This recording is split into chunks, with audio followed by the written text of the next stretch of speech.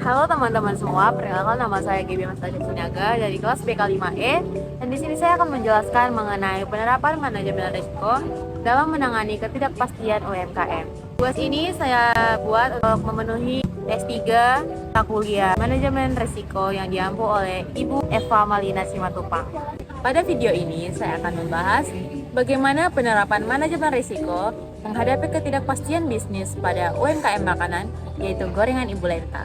Gorengan Ibu Lenta adalah usaha rumahan yang menjual aneka gorengan seperti tempe goreng, tahu isi, bakwan, risoles, dan pisang goreng. Kiosnya berada di depan SMP Negeri 1 dan biasanya sangat ramai saat jam pulang sekolah. Meski kecil, usaha ini bisa menjual ratusan potong gorengan per hari. Risiko yang sering dihadapi Ibu Lenta yang pertama itu ketika harga minyak goreng naik dan stok sering terbatas.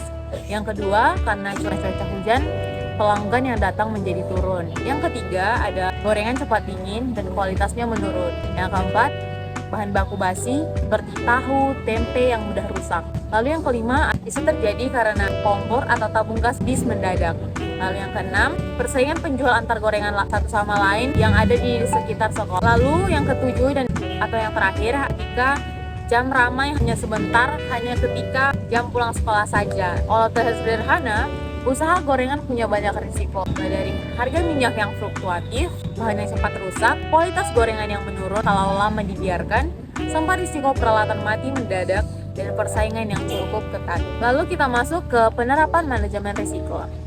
Yang pertama yang dapat dilakukan adalah dengan cara mengidentifikasi risikonya. Jadi, Ibu Lenta dapat mencatat semua hal yang bisa mengganggu usaha, seperti harga bahan naik, cuaca hujan, gas habis saat ramai, gorengan cepat lembek, sampai risiko kios sepi saat siswa sedang libur. Lalu yang kedua, contohnya ketika harga minyak naik, kerusakan kompor termasuk risiko yang berdampak tinggi. Sedangkan pelanggan sepi saat libur sekolah masuk kategori sedang karena bisa diprediksi. Yang ketiga, ada pengendalian risiko. Jadi, untuk mengendalikan risiko, Ibu Lenta dapat melakukan beberapa strategi seperti penyimpanan stok minyak dan tepung sedikit lebih banyak. Yang kedua, bisa membeli bahan secara harian supaya tidak cepat basi. Yang ketiga, dapat menyediakan payung besar atau plastik penutup saat hujan. Yang keempat, menjual paket gorengan hemat untuk menarik pelajar. Yang kelima, mengganti minyak secara berkala agar kualitas tetap renyah. Yang keenam, menyiapkan tabung gas cadangan. 7. Menggunakan pemanas sederhana supaya gorengan tetap hangat. Dan yang terakhir, membuat adonan batch kecil agar gorengan selalu fresh. Yang keempat, bisa dilakukan dengan monitoring dan evaluasi. Yang terakhir, Ibu Lenta dapat memantau penjualan harian. Dari situ ia bisa melihat menu mana yang paling laku. Misalnya tahu isi lebih cepat habis, sementara pisang goreng naik turunnya mengikuti musim.